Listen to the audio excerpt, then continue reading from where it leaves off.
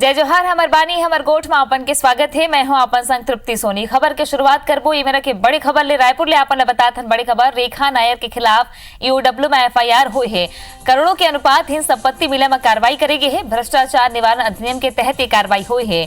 निलंबित डीजी मुकेश गुप्ता के स्टेनो के तौर में काम कर चुके हैं रेखा नायर। ईओडब्ल्यू में के खिलाफ एफआईआर हुई है। जांच करेगी रही से तेकर बाद अनुपातहीन करोड़ों की संपत्ति पाएगी से जेकर बाद अब ईओडब्ल्यू में रेखा नायर के खिलाफ एफआईआर दर्ज हुई है।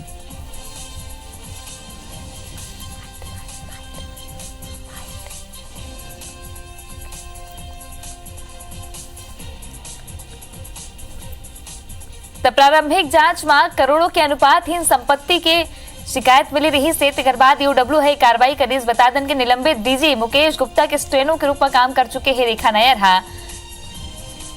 भ्रष्टाचार निवारण अधिनियम के तहत ईओडब्ल्यू की कार्रवाई हुई है।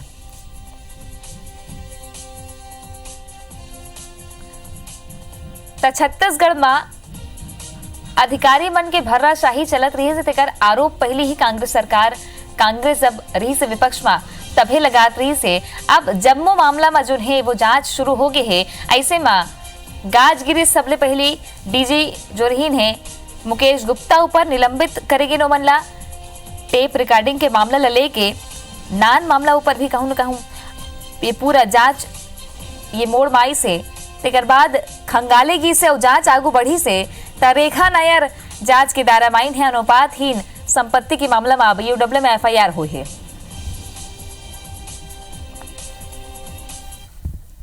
ये आय से अधिक संपत्ति के बारे में एक शिकायत आया है जिस पर पुलिस अधीक्षक श्री दीपक झा उसमें जांच कर रहे हैं और इसमें प्रथम दृष्टया आय से अधिक संपत्ति का पाया गया है और इस पर आगे की कार्रवाई अभी जारी है। ईओडब्ल्यू द्वारा नोटिस दिया गया है क्योंकि उनकी अवकाश जो 730 दिन का अवकाश जो है वो निरस्त हो गया है और उनको कर्तव्य पर उपस्थित होने का नोटिस दिया गया है, लेकिन उन्होंने नोटिस अभी नहीं लिया है और उनके लॉयर द्वारा नोटिस भेजा गया है कि वो नहीं ले सकते अभी नोटिस।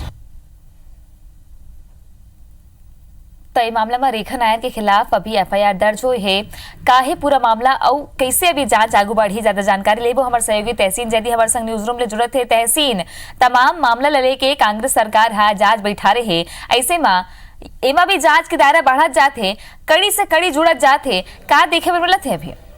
तृप्ति जी देखिए ये कि एक बड़ा मामला यहाँ पे सामने आया है। इसमें जो एसआईटी जांच कर रही थी उसमें जिस तरीके से जांच पूरी चली रही थी उसमें अभी तेज़ी आई है। उसमें एक बात ही सामने आई है कि जो निलंबित जो डीजी हैं मुकेश गुप्ता उनकी जो एक स्टेनो थी रेखा नायर उसकी भी एक शिकायत मिली थी, अनुपातहीन संपत्ति की मिली थी, तो उसको लेके भी एक जांच चली थी जिसकी जांच खुद एक एआईजी स्तर के जो अधिकारी हैं पीएचक्यू के दीपक झा वो जांच कर रहे थे। उसमें प्रारंभिक जांच में ही सिर्फ रायपुर में ही 3 करोड़ से ज़्यादा की उसमें संपत्ति यहाँ पे मिली है। इसके अलावा ये बात निकल के आई है कि उनके जो केरल के कोल्लम में जो है वहाँ पे भी उनकी प्रॉपर्टी मिली है, बेनामी प्रॉपर्टी है। हालांकि वो जिस तरीके से खुद ईओडब्ल्यू के आला अधिकारी बोल रहे हैं और उनके जो अकाउंट के खंगाले गए हैं कोल्लम के उसमें ये बात समझ में आई है कि एक प्राइवेट बिल्डर हैं राजधानी रायपुर के, उन्होंने एक बार में 25-25 लाख रुपए मतलब कुल 2 करोड़ से ज़्यादा उनको उनके अकाउंट में ट्रांसफ़र किए हैं। उसको लेके ये जांच चल रही थी और अभी जिस तरीके से बताया जा रहा है अधिकारियों के द्वारा कि उनके जो रेखा नायर हैं उनके खिलाफ एफआईआर दर्ज हो गई है। इसमें बताया जा रहा है कि जो भ्रष्टाचार निवारण अधिनियम की जो धाराएँ हैं 13(1)D और 13(1)E इसके तहत ये एफआईआर इसमें ईओडब्ल्यू ने की है और अब जो आने वाले दिन हैं उसमें रेखा नायर की जो मुश्किलें हैं वो आगे बढ़ सकती हैं और यहाँ तक अधिकारी इस बात को कह रहे हैं कि उनको जल्द गिरफ्तार किया जाएगा और उनका सबसे पहले जो पासपोर्ट है उसको जब्त जो अधिकारी यहाँ पे कर सकते हैं। इसमें बताना चाहूँगा कि ईओडब्ल्यू ने उनको नोटिस ज़रूर सर्व किया था और क्योंकि उनकी जो 730 दिन की जो छुट्टी थी वो कैंसिल हो गई थी, उसके बाद उनको नोटिस सर्व किया गया। उन्होंने नोटिस लेने से इनकार कर दिया और आज ईओडब्ल्यू में उनके एक वकील ने एक पत्र भेजा है और जिसमें कहा गया है कि रेखा नायर नोटिस नहीं ले सकती। तो निश्चित तौर पे अब जो है ईओडब्ल्यू का जो अगला कदम जो होगा उनकी गिरफ्तारी का होगा। उसके अलावा इसमें बताना चाहूंगा कि इस पूरे मामले की जानकारी जो है ईडी ने ली है, ईओडब्ल्यू से लिखित में मांगी है और ईडी जो है इसमें एक मामला दर्ज कर सकती है। तो निश्चित तौर पे आने वाले दिनों में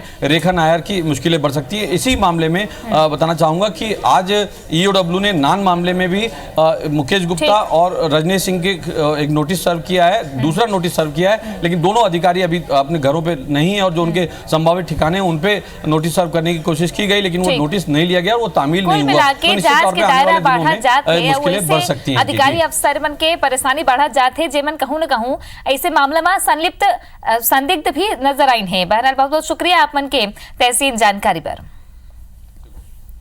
खबर में आगे बढ़ो। आज विधानसभा के 8वां दिन रही से शराबबंदी के मुद्दा में छत्तीसगढ़ विधानसभा में आज जम के हंगामा हुई से पूर्व मुख्यमंत्री रमन सिंह कहिन कि सरकार हा भले ही शराबबंदी की वादा करी फिर प्रदेश में शराब पियैया मन की तादाद बढ़ गई है और सरकार शराब कोचे मन पर लगाम नहीं कस पाते।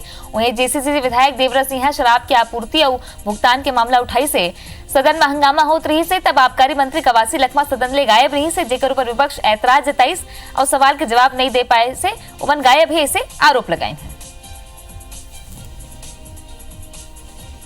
महिलाओं की मांग के अनुसार पूर्ण नशाबंदी अपने घोषणा पत्र में रखा है, मगर पूर्ण घोषणा शराबबंदी की बात तो नहीं।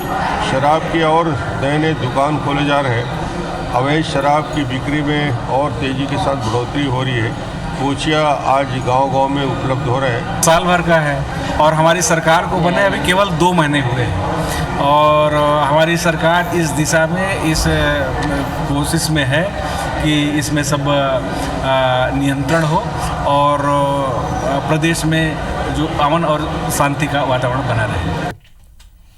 लोकसभा चुनाव में टिकट की दावेदारी लले के छत्तीसगढ़ बीजेपी के नेता मनमा खींचतान देखे पर मिले हैं। चुनाव में नवा चेहरा टिकट दे के मांग पार्टी में उठत है, तब वहीं बस्तर सीट ले पूर्व विधायक महेश गागड़ा की दावेदारी आगुआ थे।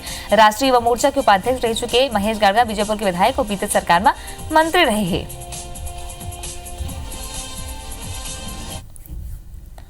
इतनी सरगुजा संभाग की राजनीति में महल के अहम रोल रहा है। पिछले विधानसभा चुनाव में जौन तरीका ले सरगुजा महाराज टी सिंहदेव बड़े नेता बन के उभरी हैं, ओकर बाद लोकसभा चुनाव में घलो ओकर मन के असर देखे जाते। लोकसभा तैयारी ले के करेगे कांग्रेस के बैठक में राष्ट्रीय सचिव अरुण उराव हा अलग अलग कार्यकर्ता मन संग पदाधिकारी मन की बैठक लीस, फिर हर कोनोहा सरगुजा महाराज के निर्णय में अंतिम मुहर लगाए के बाद कहत हुए प्रत्याशी चयन ला टी सिंहदेव पर छोड़ दे हैं। चुनाव केंद्र की है, केंद्र में अगले बार जो केंद्र अभी जो वर्तमान सरकार है क्या क्या वादा की और पूरा नहीं की। 15 लाख रुपए पर खाते में आने का था, 2 करोड़ युवाओं को नौकरी देने का कुछ भी नहीं थे, सबको हम लोग रखेंगे। पार्टी का शुरू से व्यू रहा है कि आम पब्लिक के ओर से जो आवाज़ आएगा, जिनके लिए सहमति बनेगी, ऐसे व्यक्ति को ही वो आगे लेके आएंगे चुनाव के लिए। और विधानसभा में उसी तरीके से कैंडिडेट चुना गया था। जैसे उनका स्नेह है, मैं अगर उनने कहा मैं उनको आभार भी व्यक्त करूंगा। कोऑर्डिनेटिंग करने का काम एक तरह से वो दे रहे हैं कि हम अपनी राय भी रख रहे हैं, लेकिन अंततः तो मिलजुल के हम लोग को चुनाव लड़ना है। अंतागढ़ टेप कांड में पूर्व कैबिनेट मंत्री राजेश मूणत की अग्रिम जमानत याचिका एडीजे विवेक कुमार वर्मा खारिज कर दे है। उमन फैसला में लिखिन कि अंतागढ़ टेप मामला विवेचनाधीन है। मामला में अब तक जो सबूत और परिस्थिति आगू आए है ओला देखत हुए मूणत ला अग्रिम जमानत के लाभ नहीं दे जा सके। यही केस के आरोपी डॉक्टर पुनीत गुप्ता और मंतूराम पवार के अग्रिम जमानत पहले ही खारिज हो चुके हैं। एक स्थिति एक याचिका खारिज करे जाते।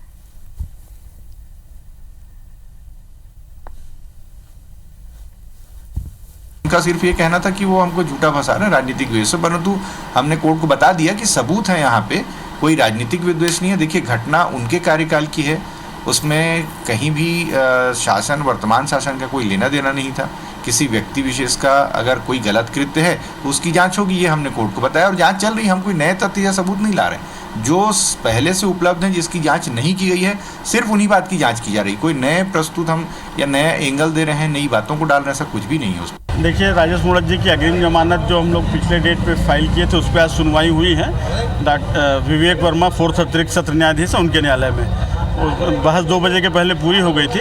अभी आदेश जो हुआ उसमें जो पुराने थे डॉक्टर पुनीत गुप्ता और मंतूराम पवार, चूँकि उनका आवेदन पहले से निरस्त हो चुका था, उसको भी एक आधार माना है उन्होंने। साथ में ये लिखा है कि वर्तमान में जो जांच चल रही है वो अभी विवेचना अधूरी है, अभी पूरी नहीं हुई है और उन्हें कई सारे साक्ष्य इसमें मौजूद हैं। ऐसी स्थिति में उसकी संलिप्तता प्रकरण में दिखती है तो अग्रिम जमानत देना उचित नहीं है, ये लिख के निरस्त किया है माननीय न्यायालय ने।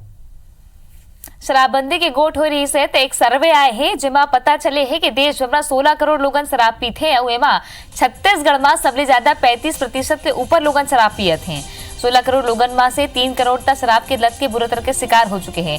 रिपोर्ट के अनुसार छत्तीसगढ़ के लोगन सबले ज्यादा शराब पीते, यहाँ लगभग 35% से ज्यादा लोग शराब पियत हैं। दूसरे नंबर में त्रिपुरा हवा और तीसरे नंबर में पंजाब के लोगन हैं।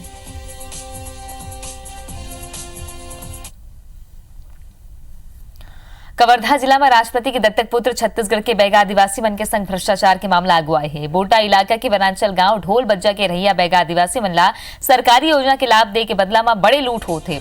राशन पर मिले वाला चाउर ला कम दे जाते, उन्हें उज्ज्वला योजना के जरिए मिलने वाला गैस कनेक्शन दे के बदला 200 रुपये के वसूली हुए थे। बैगा आदिवासी मन पढ़े लिखे नहीं है, जेकर फायदा सरकारी कर्मचारी मन उठा थे।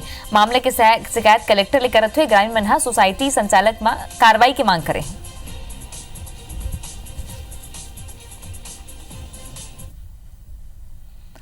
रायगढ़ जिला में धान के बम्पर खरीदी के बाद चाउर के मिलिंग करना जिला प्रशासन पर टेढ़ी खीर साबित हुआ थे। स्थिति यह है कि जिला में मिलिंग पर एग्रीमेंट कराए के बाद घलो मिलर मन में न ता बेरा में धान के उठाव मन करत है और न ही सरकारी चाउर नान के गोडाउन में जमा करत है। जिला में अभी भी लगभग 6 लाख कुंटल धान के उठाव के एग्रीमेंट के बाद घलो मिलर मन आधा धान के उठाव करे हैं। अतका ही नहीं, लगभग 2.5 लाख कुंटल चाउर अभी भी मिलर मन जमा नहीं करे हैं। अधिकारी बेपरवाह है।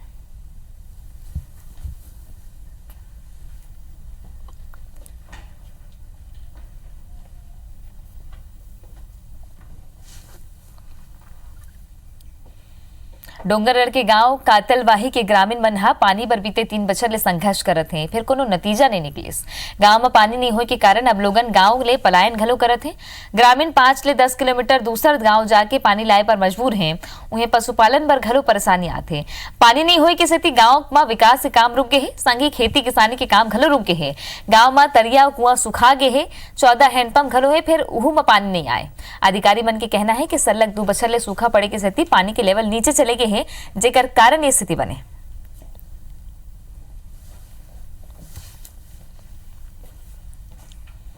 अब हैंडपंप खराब होए की सूचना देबर ग्रामीण मंडला विभाग के चक्कर नहीं लगाए पर पड़ी। काबर के हैंडपंप ट्रैकर ऐप के जरिए एकर जानकारी ऑनलाइन दर्ज होही। अधिकारी शिकायत में तुरंत कार्रवाई घलो करही। अधिकारी मन सरलग निगरानी करही। मोबाइल ऐप के माध्यम ले हैंडपंप की स्थिति ला देखी जा सकी और रखरखाव के नियमित मॉनिटरिंग ले घलो आसानी होही। गर्मी में थोड़कुन राहत मिल सकत।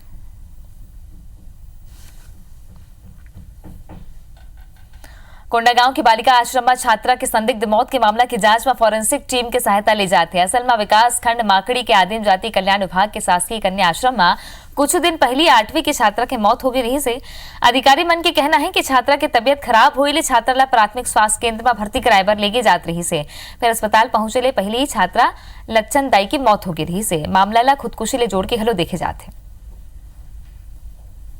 जी की हालात देखी, हालात देखने के बाद जो है गंभीर स्थिति थी, तो इमीडिएटली मैंने क्या करूं कैसे करूं सोची और मेरे पास सुविधा थी 4 व्हीलर की, तो मैंने 4 व्हीलर अपना ही ड्राइविंग करके मैंने बच्ची को हॉस्पिटल पहुंचाया। वो अपने गांव गई हुई थी 1 हफ्ते के लिए छुट्टी में और छुट्टी से छात्रावास वापस आई। वापस आने के बाद रात को स्वस्थ थी वो और अचानक उसकी तबीयत खराब हुई। उसको हॉस्पिटल ले जाया गया और हॉस्पिटल में डॉक्टर ने उसको मृत घोषित कर दिया गया। इसको जो है मर कायम किया गया है। हम लोग भी स्तब्ध हैं और साथ में क्यों हुई है इसके लिए फॉरेंसिक एक्सपर्ट को भी जगदलपुर से बुलाया गया है। महासमुंद पुलिस बड़ी सफलता हासिल करते हुए 11 करोड़ रुपया नकदी कार ले जात 4 आरोपी मन ला पकड़े है, जेमा 3 पुरुष और 1 महिला शामिल है। पुलिस ला आशंका है कि अतका बड़ी राशि ले जाए जात रही से तयकर पहली घलो रकम एती ले उती करेगे होही। अभी पुलिस धारा 102 के तहत राशि ला जब्त करके इनकम टैक्स के हवाला करते है और पूछताछ करत है। तय तस्वीर आप मन देखत हो, अतका सारा रुपया धर के कार में 4 जन जात रही है। पुलिस इमन ला पकड़ी से जेमा 1 महिला और 3 पुरुष शामिल है। अब आयकर विभाग ला पूरा मामला ला सौंप दे गए है और पुलिस से पूछताछ करत है। रायगढ़ के महापौर मधुबाई आए दिन चर्चा में रही थे। एक और चर्चा हुआ थे काहे पूरा माजरा देखो आप मन खलो।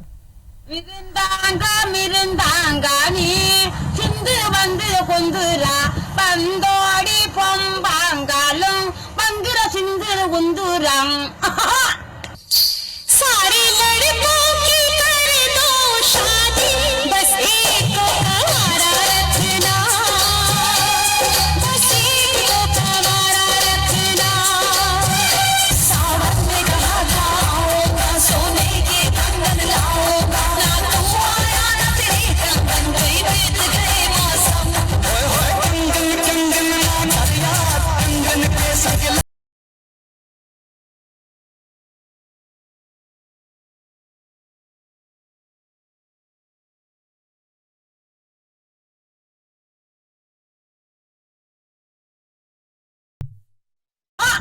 மிருந்தாங்க மிருந்தாங்க நீ சிந்து வந்து கொந்துரா பாங்காலும் பங்குர சிந்து குந்துரம் सारी लड़कों की कर दो शादी, बस एक को कवारा रखना, बस एक को कवारा रखना। सावन में कहा जाओगा, सोने के कंगन लाओगा, ना तू आया ना तेरे। रही बात कांग्रेस की, जो पार्षद है क्या अपना ऑर्केस्ट्रा करना, गाना गाना जो छोड़ देते हैं क्या? जो मुझे सवाल कर रहे हैं, मैं कलाकार हूँ भाई, मुझसे ये सवाल मत पूछा जाए। मैं कलाकार हूँ, मैं जहाँ बनेगा वहाँ डांस करूँगा, एक डांसर हूँ। डांस के बाद ही मैं एक महापौर हूँ, कलाकार हूँ, मुझे नहीं थमता है। मैं कलाकारी भी करूँगी, अपने पद को गरिमा देखते हुए मैं अपना कलाकारी करती हूँ, कोई गलत नहीं करती। मैं अपना पर्सनल लाइफ है भाई, मैं लाइव टिकटॉक बनाती हूँ। आज मेरा महापौर का पद नहीं रहेगा, टिकटॉक में बहुत सारे पैसे मिलते हैं, उनको क्या बोलते हैं, उनके वेतन मिलता है। आज मेरा टिकटॉक अच्छा बनेगा, मुझे लाइक करेंगे तो कल आज मेरा 8 महीने बाद मेरा जो कार्यकाल खत्म हो जाएगा तो कहीं मुझसे 2 पैसे तो आए हो जाए। कौन सा मुझे शासन इतने सारे पैसे दे रहे हैं, तो मैं अपने लिए बनाए, मैं अपना पब्लिसिटी बना के रखती हूँ। और कल के जाके मुझे जनता कुछ नहीं बोलता है, ये सब नेता लोग का राजनीति होती है। और मैं कलाकार हूँ, मैं अपना कला दिखाऊंगी। मेरे पास और एक से वीडियो अगर चाहेंगे तो मैं और वीडियो भेज दूंगी और भी आरएस करें। मैं फेमस होना चाहती हूँ, मेरे पास बहुत सारे किन्नर है, मेरे चेले लोग हैं। अगर किसको संपर्क करना है, शादी वर भी है, छठी वारी में, तो मुझे संपर्क करें, मैं डांसर दूंगी। 51,000 रुपया लेती हूँ। धन्यवाद। बुरा लगा होगा किसी को तो। महापौर के जो कुछ वीडियोस उन्होंने स्वयं अपलोड किए हैं, वो कतई थोड़ा सा ठीक नहीं लगता, उस ऐसा होना नहीं चाहिए। और महापौर को सोचना चाहिए कि वो एक जिम्मेदार पद पर है। इनको रायगढ़ शहर में भी महापौर का कुर्सी दिया था, उस पद के गरिमा को नहीं बचा पाई है। रायगढ़ शहर की विकास न तो विकास कर पाई और न ही विकास कर पाई है। ये मेरा एक बड़ी खबर दिलदर मिलत है। आयकर विभाग के छापा पड़े हैं, 2 ज्वेलरी और 2 निजी अस्पताल में छापा पड़े हैं। अग्रवाल आभूषण, प्रहलाद राय रेखाराज ज्वेलर्स में छापा मारे गए हैं। शहीद खुशी अस्पताल, ज्योति अस्पताल में घरों छापा मार कार्रवाई करे गए हैं। एक संग आईटी हा ये कार्रवाई करी से इनकम टैक्स विभाग हा 2 ज्वेलरी शॉप और 2 निजी अस्पताल में छापा मारे हैं। इंदर जुड़ गए हमारे संग। इंदर, का है पूरा मामला? मैं आपको बता दूं कि आज शाम 5 बजे करीब 6 गाड़ियों में यहाँ के अधिकारी पहुंचे हुए हैं और ये अधिकारियों ने 4 जगह एक साथ छापेमारी की कार्रवाई की है। सबसे पहले स्टेशन चौक पर स्थित प्रहलाद रेखाराज की दुकान पर इन्होंने छापा मारा है, जहां लगभग 6-7 अधिकारी अभी भी अंदर में सारे कागजातों को इकट्ठे कर रहे हैं और वहां की पूरी जांच कर रहे हैं। बाहर पुलिस फोर्स लगा दी गई है। इसी के साथ ज्योति हॉस्पिटल और खुशी हॉस्पिटल और इन्हीं अग्रवाल बंधुओं की एक और संस्थान है जो कि स्टेशन चौक पर ही है और उनके यहाँ भी छापा मारा गया है, जो कि अग्रवाल ज्वेलर्स के नाम से जाना जाता है। जी, यहाँ भी आईटी वालों ने छापा मारा है। जानकारी बरता आगू भी आपसे जानकारी लेते रहो। तो ये आयकर विभाग के छापा हुए है, जी हाँ, जांच चलत है। योग ऋषि स्वामी रामदेव हा देश के 9वां और छत्तीसगढ़ के पहली पतंजलि परिधान स्टोर के शुभारंभ करें। रायपुर के पंडर स्थित शोरूम पहुंच के ओमन शोरूम के शुभारंभ करे हैं। एकर पहली रायपुर पहुंचे बा गोयल ग्रुप ऑफ कंपनीज के एमडी नरेंद्र गोयल, राजेंद्र गोयल और डायरेक्टर दिनेश गोयल हा ओमन के स्वागत करीन है। शुभारंभ के बाद ओमन कहिन कि अपन देश के कारीगर मन के सम्मान करना हमारा उद्देश्य है। ये शोरूम में शादी ब्याह पर विशेष परिधान उपलब्ध है। लगभग 3500 ले ज्यादा विकल्प हैं। ये मौका में स्वामी रामदेव मीडिया ले मुखातिब हुई और पुलवामा आतंकी हमला में बयान दिन है। रामदेव कहन कि खाली शांति के नारा लगाए ले बात नहीं बनी, बल्कि भारत ला क्रांतिकारी कदम उठाना हुई। ओमन कहन कि अब आर पार के लड़ाई के अलावा दूसर कोनो विकल्प नहीं है।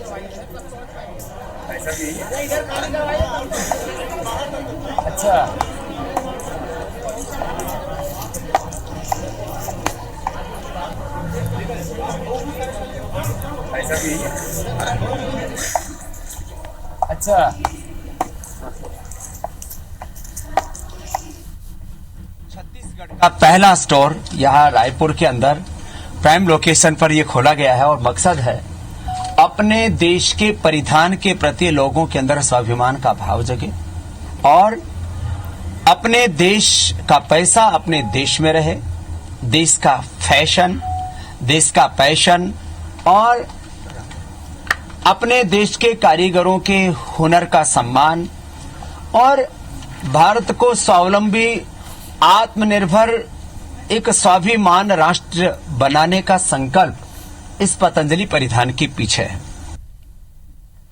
हमर बानी हमर गोठ में आज बरत केश फिर आज से माघी पुन्नी मेला शुरू हो गई है। पुन्नी के आपमन ला गाड़ा गाड़ा बधाई और देखो कि राज्य में रायपुर में कैसे रौनक छाए है।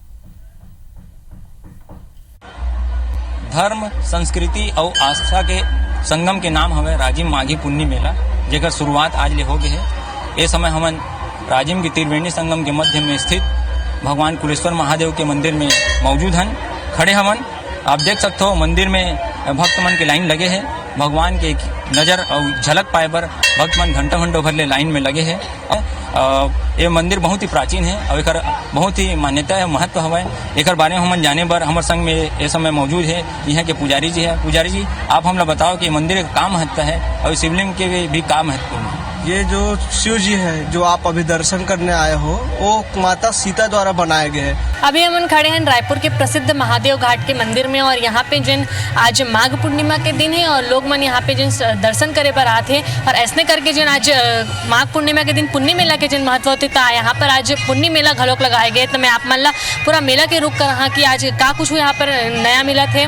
बाहर ले आज रायपुर के आसपास के जिन आंचलिक गाँव है वहाँ ले यहाँ पे जिन दुकान लगाए पर आए हैं और आप मन भीड़ देख सकते हो कि आज पुन्नी मेला में जिन भीड़ उमड़े हैं ओला आप मन देख सकते हो कि नया नया जो सामान है वो लाकर यहाँ पर बिक्री करत है।